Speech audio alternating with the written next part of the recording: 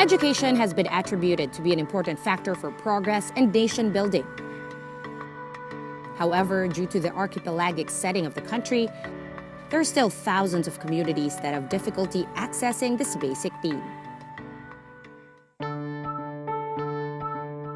Barangay Tandang Hutyo in Tanay, Rizal is just one of the communities situated in the remote mountainous areas in the country.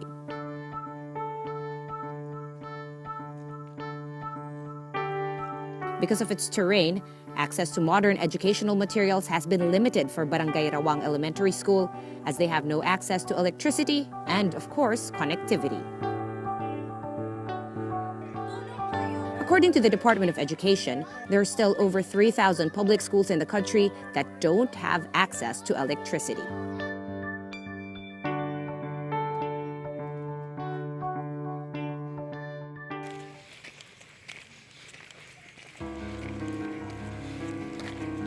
Even with existing deterrents, public school teacher Jeanette Luterio has remained steadfast to her commitment of being an educator to children who are situated in far-flung areas.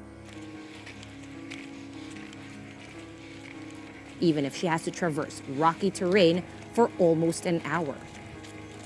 Nakaka-apekto sa pag-aaral ng mga bata kasi nga malayo, iba't iba yung pinanggagalingan nila. Pagdating nila dito, pagod na. Kaya pag magtuturo, parang wala na silang naiintindihan. Rawang Elementary School has over 160 students but only has 4 active teachers. There are no shifts between Jeanette and her colleagues. And with a lack of up-to-date books and modern facilities, even with her enduring commitment, fatigue and frustration sometimes gets the better of Jeanette. Last 5 minutes po ha. Finish or not finish? Parang walang kwenta ng guro. Parang walang kwenta po yung pagpasok mo araw-araw, yung pagtuturo mo, yung pagsasalita mo, mamaos ka ng pagtuturo, pero wala pa rin silang natututunan.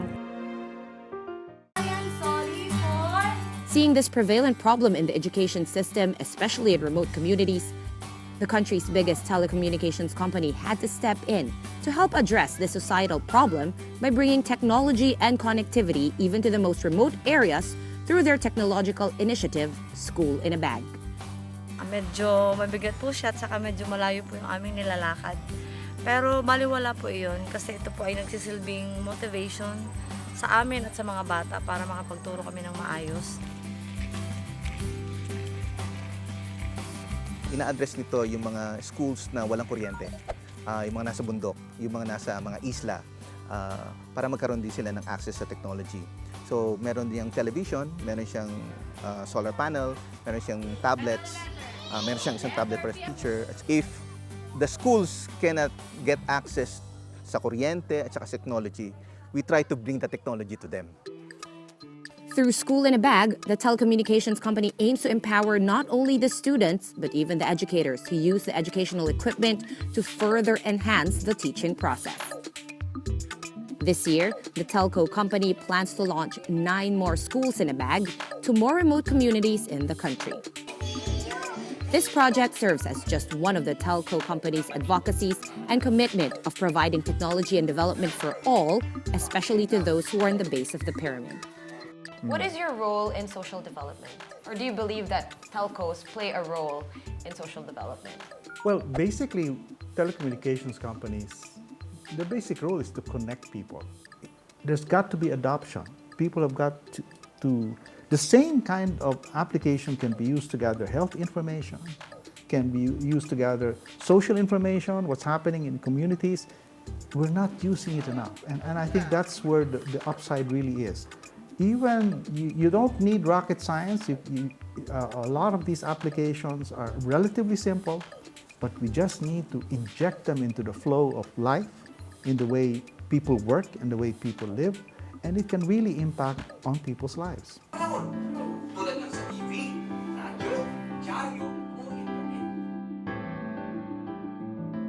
Sulit po na kahit buhati namin siya araw-araw, papunta dito sa school, ano po yun, kumbaga ay nawawala po ang pagod namin kapag nakikita namin yung mga batang natututo. So what is the future that we look forward to? And what is the future that we see? We see a future that these children, these kids, will be participants in the global knowledge economy. Na kahit nandito sila sa kabundukan, makakapag-participate pa rin sila. And that is the inclusive growth that we want to see.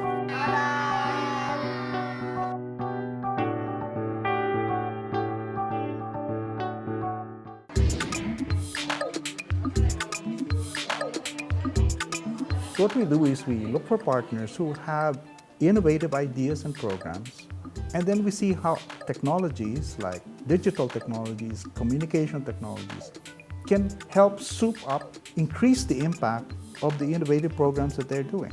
These technologies, communications technologies, are basically enablers.